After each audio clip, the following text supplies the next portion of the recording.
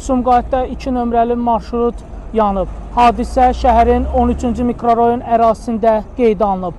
Əraziyə Fövqəladə Hallar Nazirliyinin Dövlət Yanğından Mühafizə Xidmətinin canlı qüvvəsi və texnikaları cəlb olunub. Yanğın qısa müddət ərzində söndürülüb və ətrafda olan maşınlara keçməsinin qarşısı alınıb. Polis əməkdaşları tərəfindən isə ərazidə təhlükəsizlik tədbiri görülüb. Bildirək ki, yanğın zamanı xəsarət alan olmayıb.